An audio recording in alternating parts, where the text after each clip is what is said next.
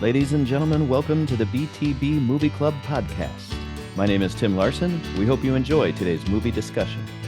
Thanks for listening. The movie is called A Beautiful Mind. I had that. I got that. It's Gotta be movie like 243. That's what I normally do, except maybe without the falsetto. This is son of a bitch. It's movie 243. Hey, ladies and gentlemen, welcome to the BTB Movie Club. My name is Tim Larson. We're here with Brian Larson, Aaron Lashbrook, Mike Matt. Hilty, Sign off right now. Just be like Ben Smith, and we're here to talk about movie number 243. It is A Beautiful Mind. Wasn't it 243? It is 243.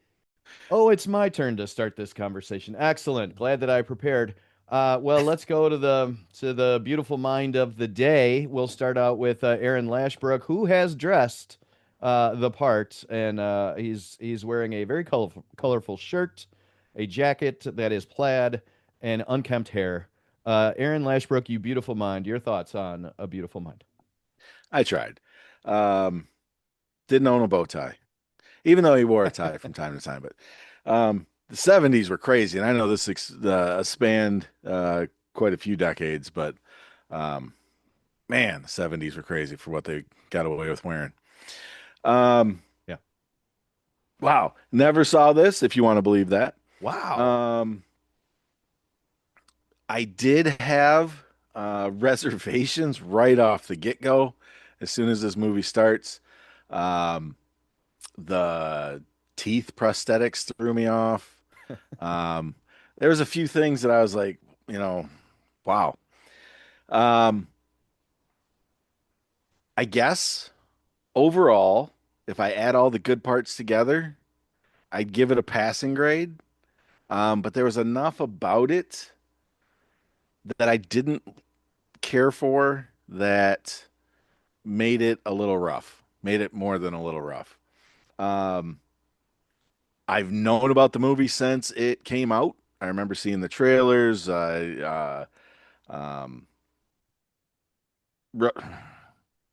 is Russell Crowe, right? It is Russell Crowe. Okay. I For knew whatever that. reason, it didn't, that was his, this is a departure for him. No real physicality going on, whether, even in Master and Commander or whatever that was, but usually the, kind of gritty cop or barbarian or, something going on. I don't want to say this was his first dramatic appearance because what we watched him in one about the Hollywood detectives or L.A. Confidential. No. L.A. Confidential. Yep, He's you're in right. that. But Yep. we watched another one. The good cops or the good guys. Wrong guys, good The guys. wrong guys. Yeah. Maybe. But The I nice- say you one, mean I the would nice say guys. The nice guys. There The were LA guys and an Confidential. adjective. the L.A. Confidential was the one I was thinking of where, to me, that's a little more dramatic where Nice Guys is kind of a comedy action. But either way, so that's why I didn't want to say like him trying something else out or his first dramatic role because I know he's done other things, but this one I think really found his limits. The acting was pretty good throughout. There's a couple things. Well, I'm just gonna go for it. You picked me first, so I did a little research. I knew it was based on a true story, a real person. So I knew there was like some type of mental issue going on. I didn't know what it was at the time, but in some cursory research at the start, I did see it was schizophrenia. And that was probably in the back of my mind when I realized his roommate was a hallucination. And it was two scenes that happened back to back.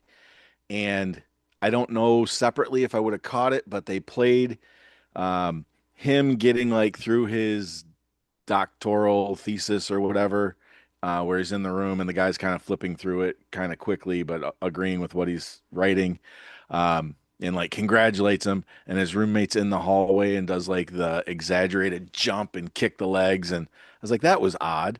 And then when he asked him, who do you want a partner, who you get to bring two associates, and he names the other two guys. And I know they, technically, I don't think they were in the same field or whatever, even though they were roommates or whatever. I don't know.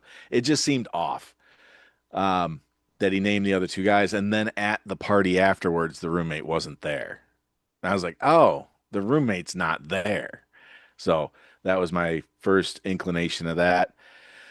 And that sent me down a rabbit hole of during the movie Googling questions, and that probably took a lot out of it. Maybe if there was enough there, I want to say I was probably Googling because um, I don't want to say I was, and I don't know if there's a difference. I don't want to say I was bored, but it wasn't compelling. Um, kind of saw what was going on, had an idea, but then, Googling what parts of this guy's life was real and then having to word it correctly in the Google in the questioning of Google because I would get back it's based on a true story but not much of it is real I was like no no no okay so in the movie which characters are hallucinations then that kind of narrowed it down for me. No, they just spelled it out for me. um but it was okay comparing it once again to real life. The amount of stuff I Googled, maybe that ruined it a little bit because comparing what happened in real life to what they were using in the movie or what they were doing in the movie, um, you know, neither here nor there, but not great. Um, they could have went different directions, maybe, I was thinking with divorce and other kids and stuff like that, things that actually happened, compared to how they did it. But, I wasn't there. I don't know. I'm sure Hilty will tell us. I didn't look this up or anything if it won any awards or um, so that kind of stuff. The makeup, like I thought how they aged, um, most of it was pretty good. Most of it was super subtle until the very end. Um, I thought him and the blonde haired guy who was kind of his intellectual nemesis at the start. I thought their makeup was great. I don't know what happened to his wife's makeup. I didn't even know that was her in the audience. Yeah, was that even her? Yeah, it was supposed to be. They changed her hair so much. I get they lightened it because she was old, but they didn't quite go gray or white. And then they completely changed her jawline, I thought. So that was a tough one. So there was good parts, bad parts. I think there was enough good parts to keep it salvageable, but I think it had like a 93 on Rotten Tomatoes, and I think that's should be illegal. Um, I've never seen it before. I definitely would not have picked it as a movie I wanted to see. Um, but But for did you? being, 2001, fun fact, some of the stuff I was looking up. So, spoiler alert, I already said it. He ended, there was a divorce that they never showed in the movie. Um, but he remarried her in 2001 when the movie came out. So, yay for them, I guess. Um, The movie knows. yeah. Or she saw a paycheck. I don't know. Um, Nobel Prize. I didn't know about Movies. this. Hey.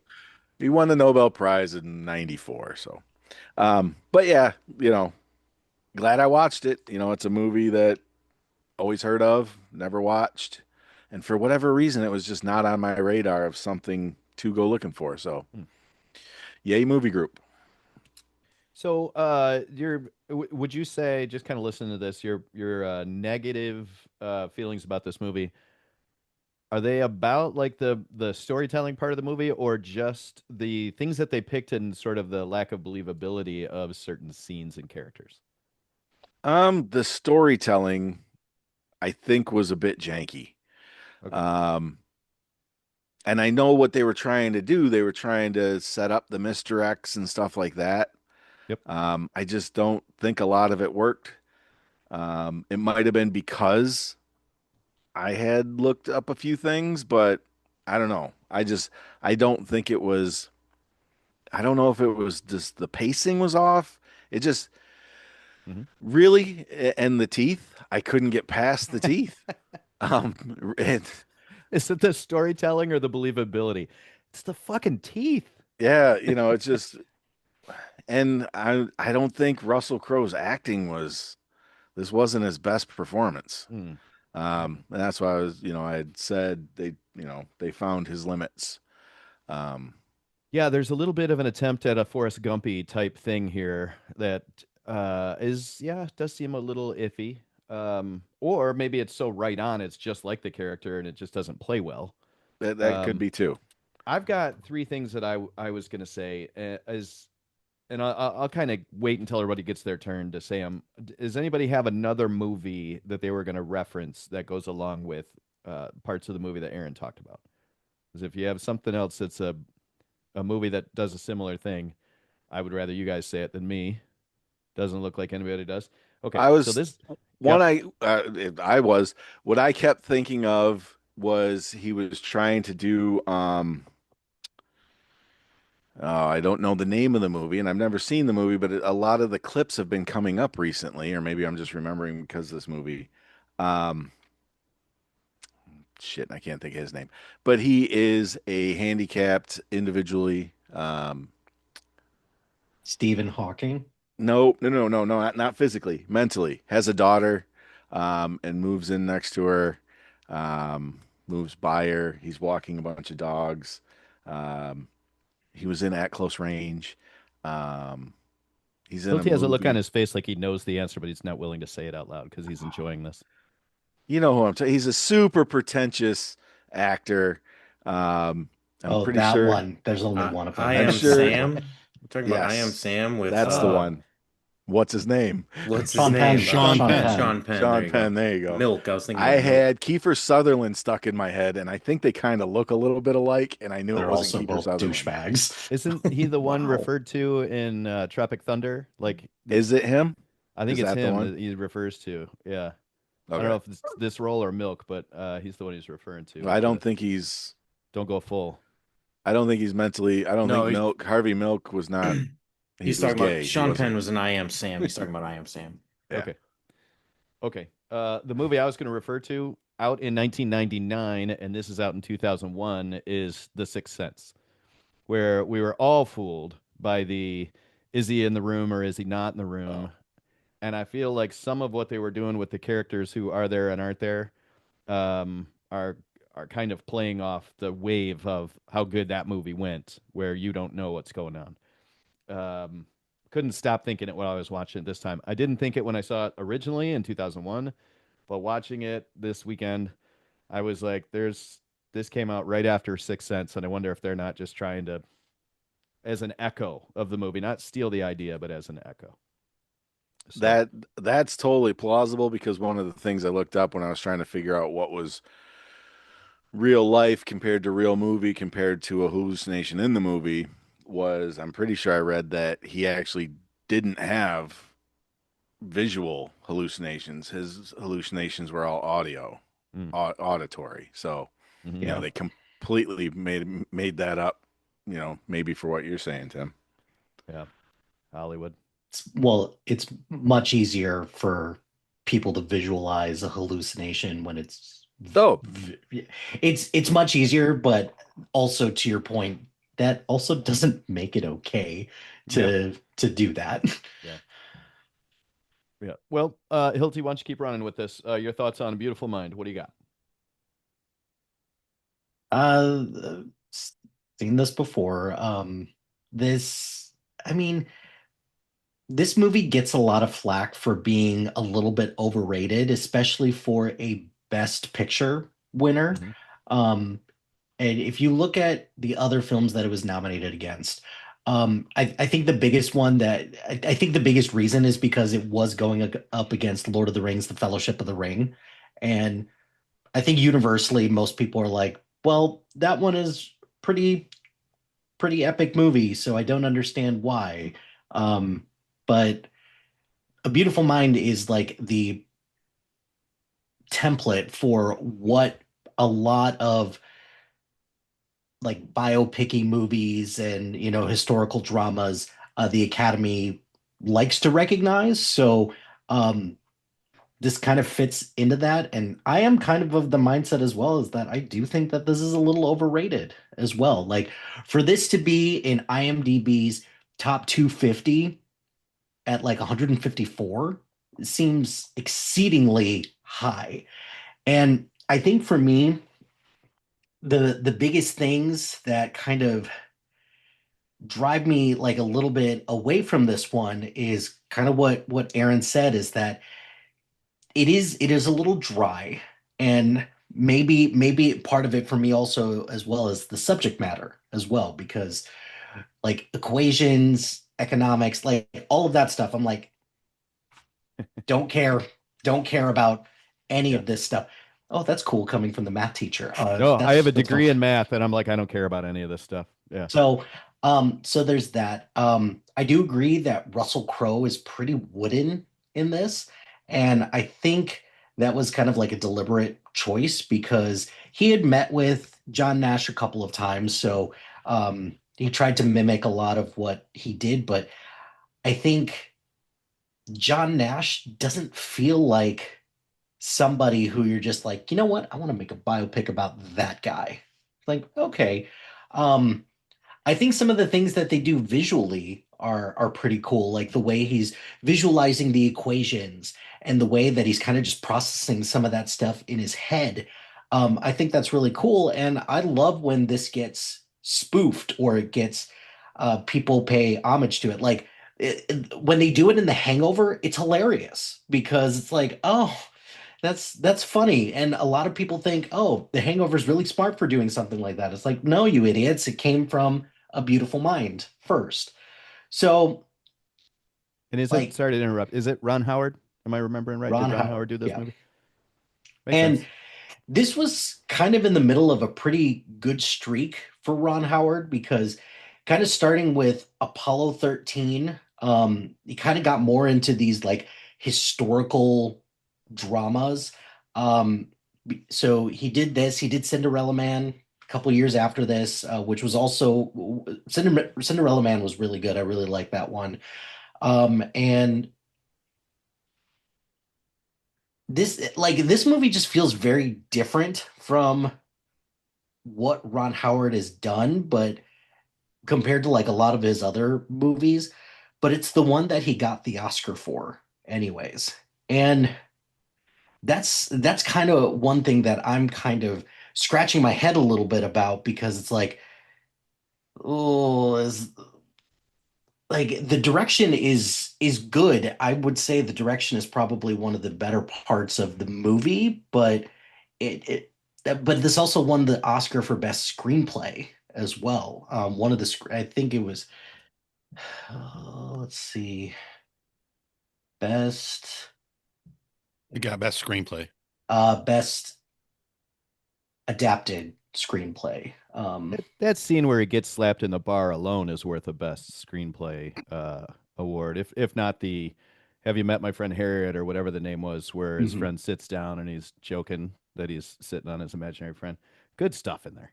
Well, and the guy who wrote the screenplay for this is Akiva Goldsman, who is now the shepherd for a lot of the Star Trek series on Paramount Plus. So he's like the executive producer for Strange New Worlds, Picard. So anybody who's a Trekkie out there, like, yeah, that's cool. I didn't realize the connection there. Um, but So would you refer to him as the Leland Chi of Star Trek? Oh boy. uh, Here we go. The Oh boy. Leland Chi is the Leland Chi of Star Wars. So yes. Yes. Yeah. Yes. Final listen answer. to We'll go. BTB shorts. Uh, anyways, to That's how you pivot, find out. That's how you find out right there.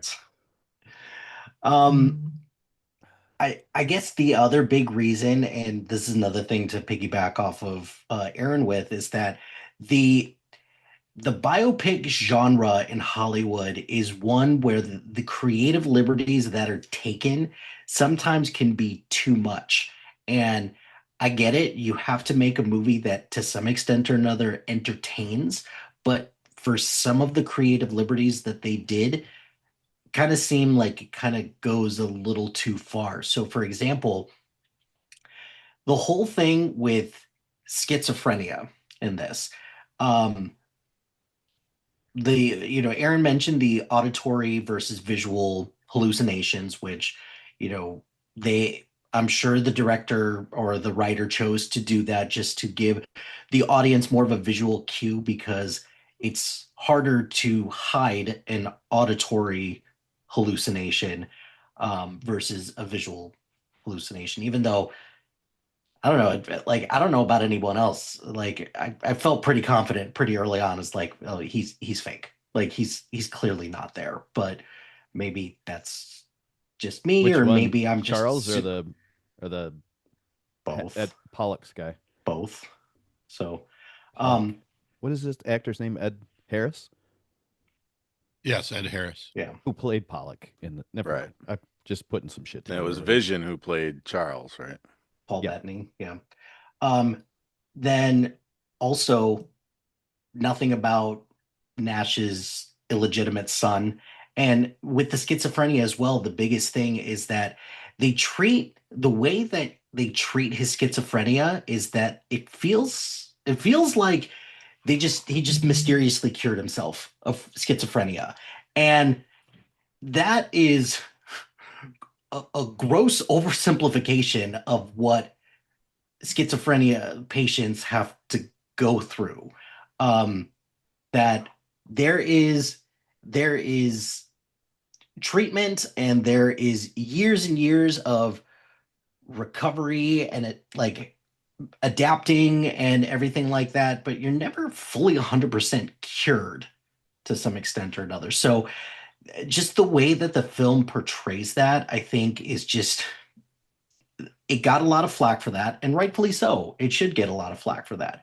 But this is also kind of an issue with the biopic in general, is that Hollywood has to give something to root for.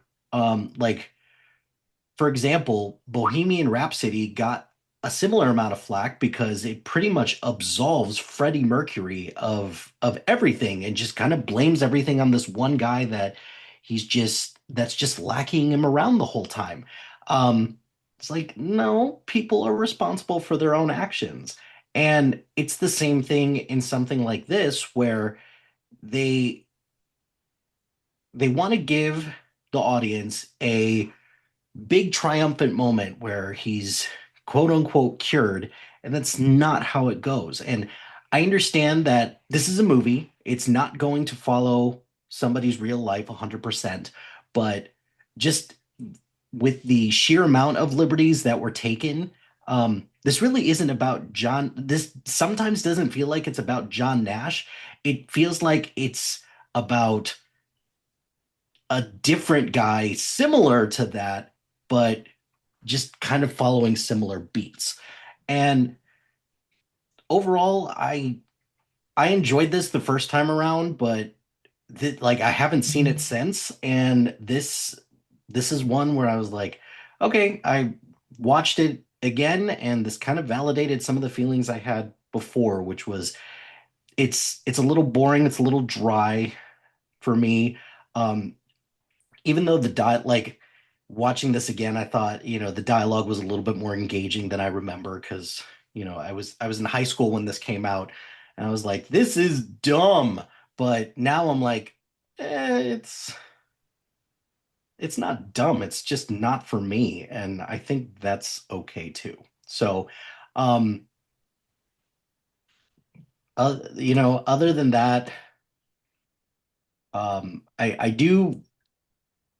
did think Jennifer Connelly in this was pretty good. So I like her character, even though what Aaron said is that they were divorced for a long time, and they kind of paint a rosier picture of what or like Alicia Nash's role in all of this.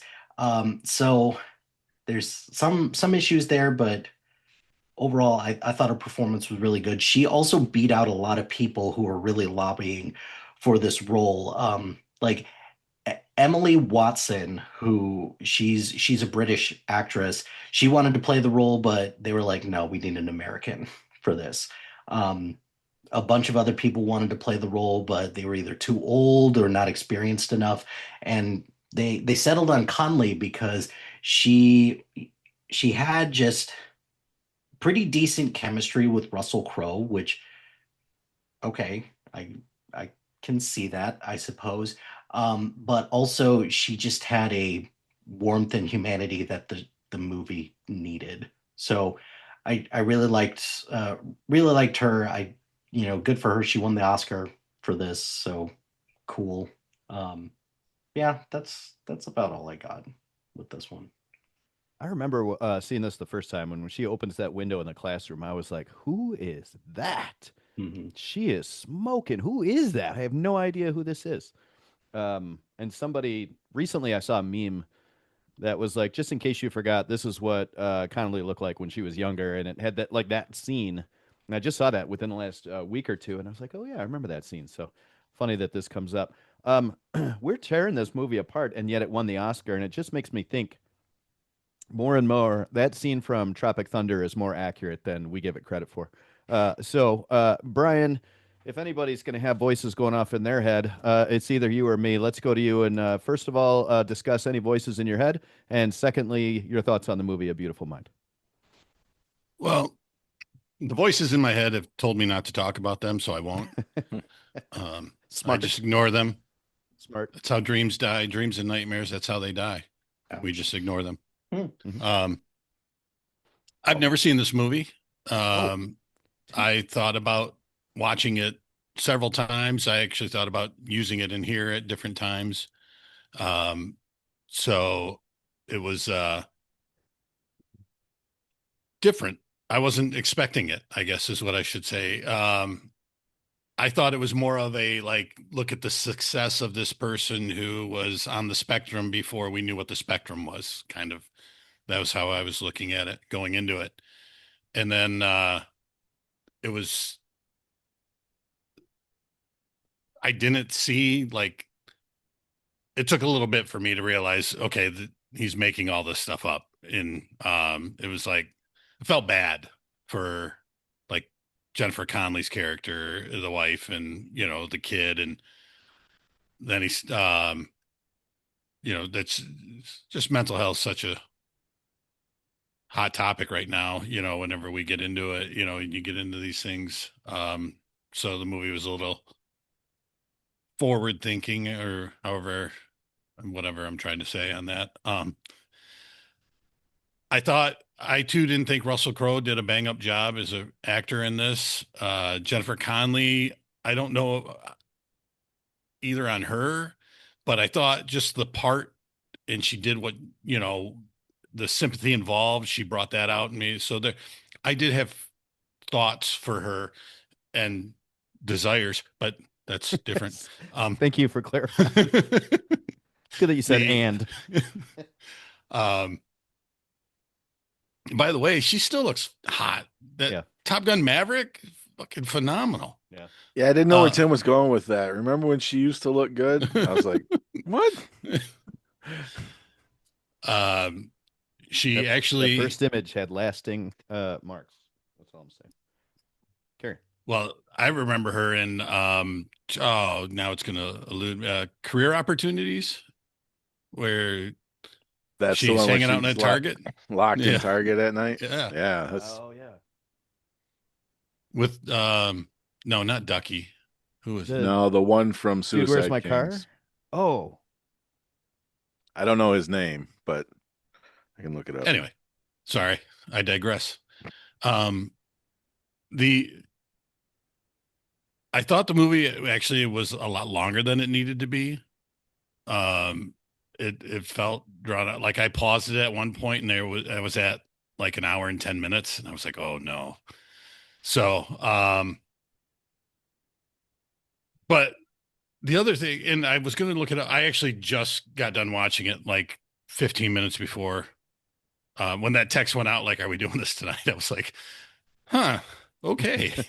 So, fortunately, it was one of those ones that on Amazon Prime, it was only $1 more to buy it, so I ended up buying it. I was gonna ask. I did too. Um, and I'm not mad I bought it. I will probably watch it again. It was not one of the most enjoyable movies I watched, but I did enjoy it, and I find it interesting that Paul Bettany and Jennifer Connelly met on this movie, and they are now married, and they were both with other people when they were on the movie. But they said something along the lines of 9/11 made Paul reach out to her because he, life-changing moment, and he just decided he wanted to talk to her, and they're happy now. You probably Well, saw her it's open the just window. it's just like Ariana Grande and that guy who played Bach in Wicked. They were with other people and now Yeah. they're together. Yeah. Hollywood, right? Or he saw, Hollywood. when did Somebody to Love come out? 'Cause that's a good one. No idea. But yeah, I did look up because I thought the William Parcher, right? I thought Mhm. that character, he said he was part of the Oppenheimer project, and he was like, which one? Oh, that one. So I was wondering if that was real, because this guy, being a genius that he is, he might have seen that name somewhere and recalled it. So when he created this character, he used a real name, but he is not in the cast of the Oppenheimer Nolan movie anywhere. So, and Nolan's usually pretty accurate. I'm That's guessing. as far as our research goes. Yep. We checked the That's what cast of another I movie. did. I did.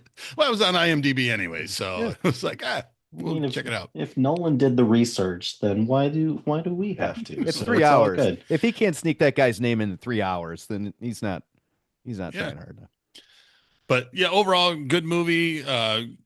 Tough subject, and something that is somewhat of a stigma that I think they addressed it well and showed that people can overcome it. Hilty, like you said, the I'm sure the journey wasn't as easy as they kind of made it out to be. Mhm. I was curious about the treatment in the hospital that he was getting 5 times a week for 10 weeks. I mean, were they putting him in like diabetic shock? And because, I mean, they said insulin, and I was going to look that up, but like I said, I just finished, so I didn't get a chance to follow up on that. But yeah, good pick for whoever did it. Mm-hmm. Mm-hmm. In your line of work, have you ever dealt with an older patient who deals with schizophrenia? I haven't dealt with schizophrenia, but Okay. there is some mimicking involved behavior wise with Alzheimer's, Sure. and the hallucinations and the switch to anger that can happen. Um, so there has been some similar stuff, but uh, I haven't really had somebody who's been diagnosed with schizophrenia and Alzheimer's in the program. Yeah, that'd be a heavy load.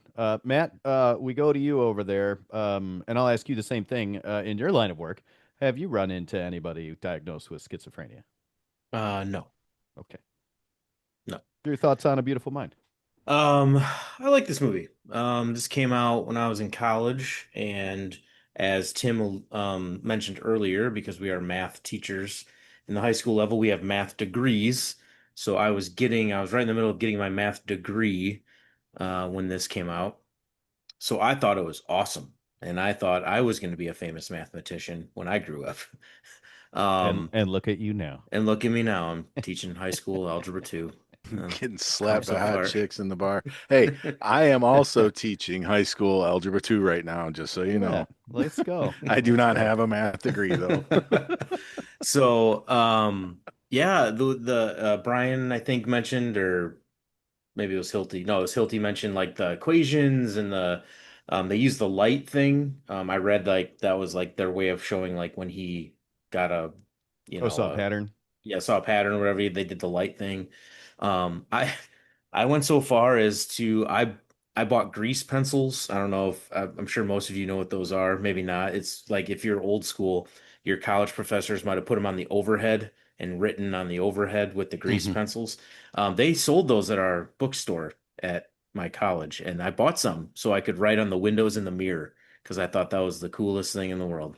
My roommate too. My roommate was a computer science major, and he wrote out his code on the windows with our grease pencils. We thought we were pretty cool. Um, we didn't get out much, but no, I'm just kidding. Um, yeah, so I this movie does it's not perfect. I agree with the sentiment that it might be a little overrated. Um, Winning the best picture, maybe a stretch. I usually look for what went that year. And I didn't this time. I should have. But A lot of the other movies that were nominated are, kind of on the drier side. So like Gosford Park. Um, One that I really like. I'm a really big fan of Moulin Rouge, and I'm glad that that was nominated. But there's no way that that was going to win because it's you know yeah, too flashy. It's a musical. It's the '90s. We don't award musicals or the early 2000s until they award Chicago the next year, which that's not frustrating at all. I never saw Gosford Park. I never saw the other one was In the Bedroom. However, the other movie up was Fellowship of the Ring. Mhm. But I also understand that not winning because it was only one third of a story, so I'm okay with that. But so I guess in that regard, but yeah, I like it. I love the re not loved. I guess that's the wrong word, but the reveal. I was pretty sure his roommate there was something wrong with his roommate, and so that one wasn't that big of a shock to me. But some of the other stuff, the scene in the house where or I guess it's not in the house, it's like a shed or something, right? And she finds the red strings of conspiracy theory, and then he goes nuts, and Ed Harris. Harris is there and it gets real intense.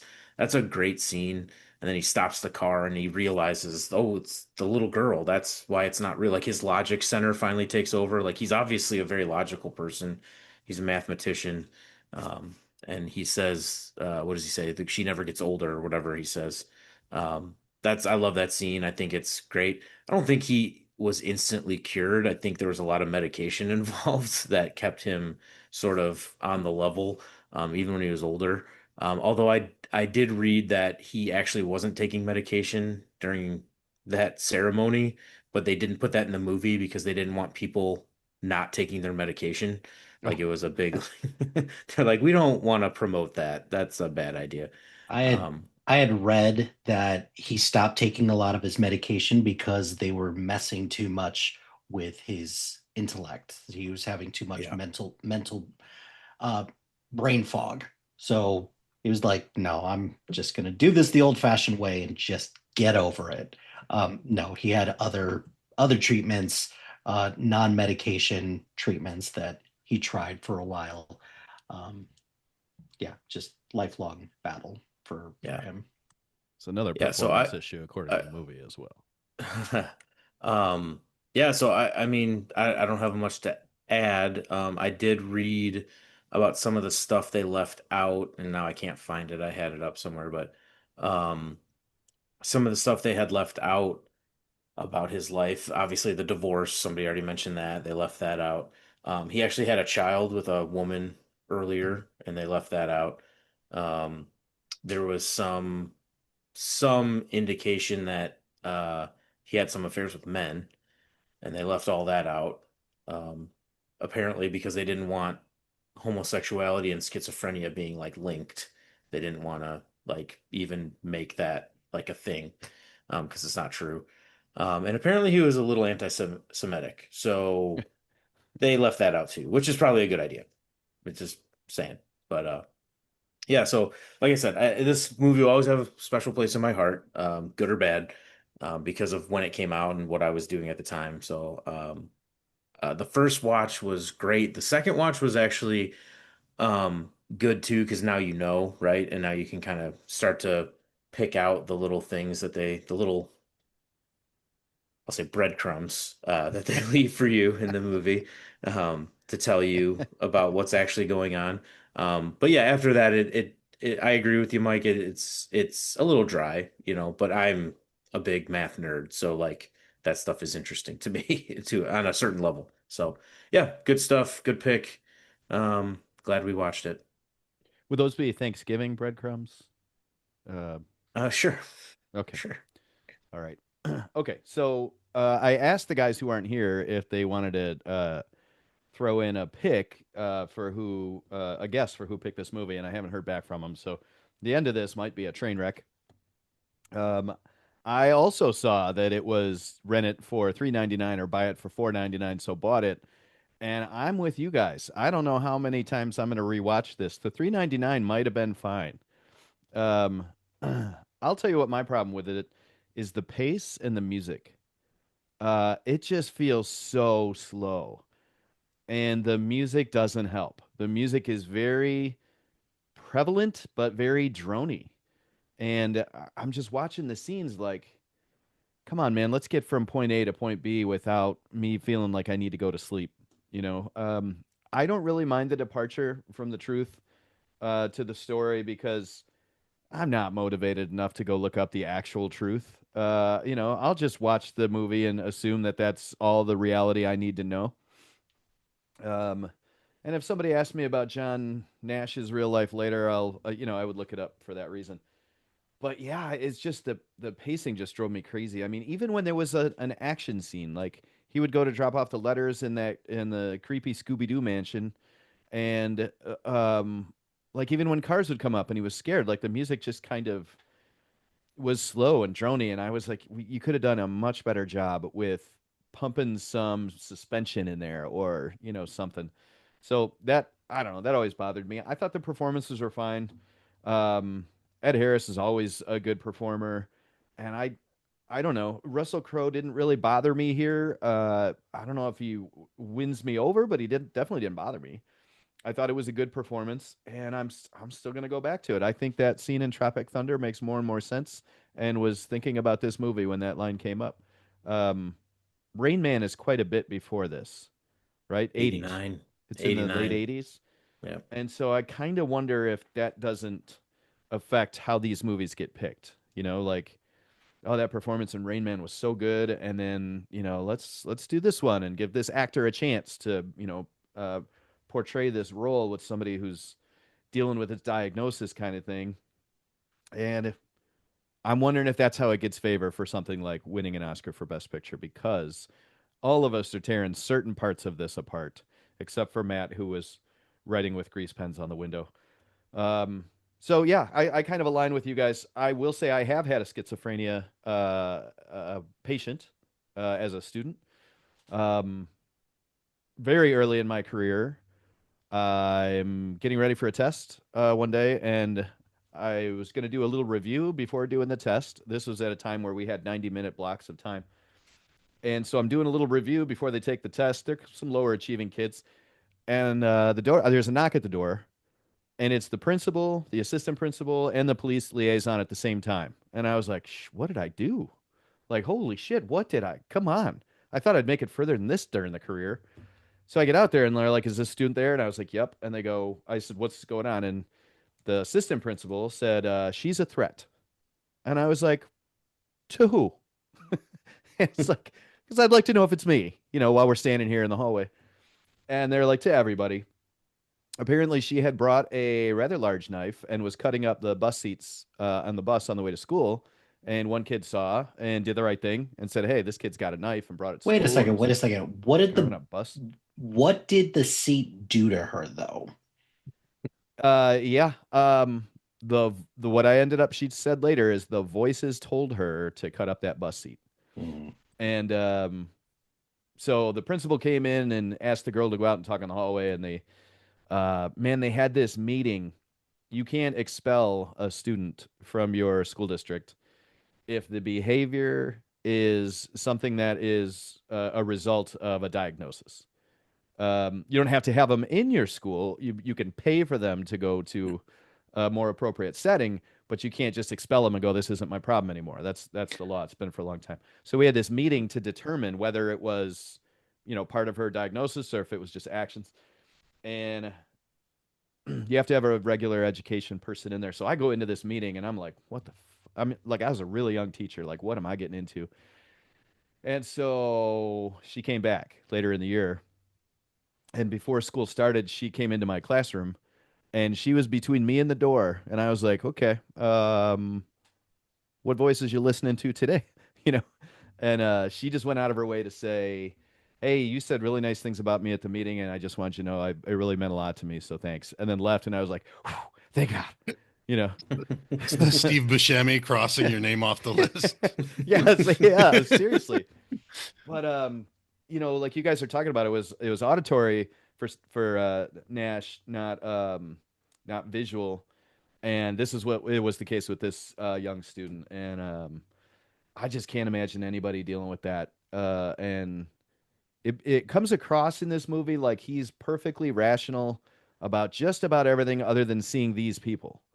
And so it's almost like the movie in his mind that's making up these characters is also giving him bad information, but the rest of him processes everything okay and is rational, and that seems a little off to me. But I buy it when I'm watching the movie. So, I mean, I like it. I don't love it. The Oscar seems a little over the top. I think we all say that, and so yeah, those are my thoughts on A Beautiful Mind, 2001. At this point, we would say who picked the movie, but if that person's not in this group, we're in trouble. So let's take some guesses. The other guys didn't guess. Let me go in the order that I picked you guys. Aaron, who do you think picked this movie? It's not Brian, by the way, because I didn't know if Brian was going to be in the group, so I didn't include his movies when this one got picked. So don't pick Brian. No, I wasn't gonna. Okay. I really want to pick you.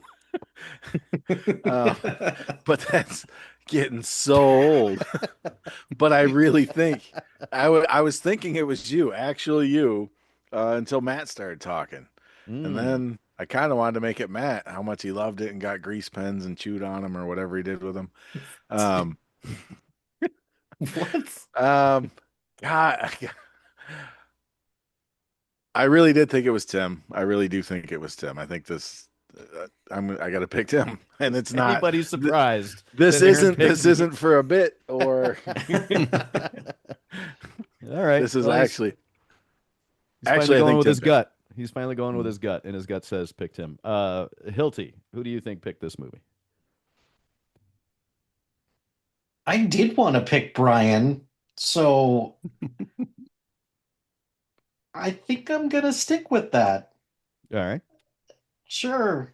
Yeah, let's get. No, I'm actually, yeah, I'm just gonna stick with my original pick of Brian. I don't believe you when you say the words that you just said, so let's just go with that. Would I stand in front of all of you guys and lie to Brian? Don't have to answer that. I didn't even finish it, Matt. Brian, your thoughts on who picked A Beautiful Mind? Yeah, I figured it would be one of you two. Math teachers is what I meant by you two. So I'm gonna go with Melo. Yep, Melo. Aaron, you're not a Figured I am a math so teacher. much just I happened. teach geometry and algebra 2 this year. you Functions tomorrow. it doesn't count. Wow. Oh boy. Oh boy. Wow. Let's just sashay on over to Matt. Matt, who did you think picked this movie? I was gonna say Brian too before you dropped that big bomb on Yep. us. It does feel like a Brian pick. So I'm gonna go Aaron. I think he's playing the bit. I think he's lying. I Ah, think he's playing the bit. nicely done. Nicely done. My gut has been telling me Melo the whole time as well, too. So I will guess Melo. And we don't need to wait because we're not doing points. Did anybody in this group actually? Didn't Melo say he was gonna send his pick? He did, and then he didn't. Okay. So maybe, Was it really? That's why maybe he it did was him.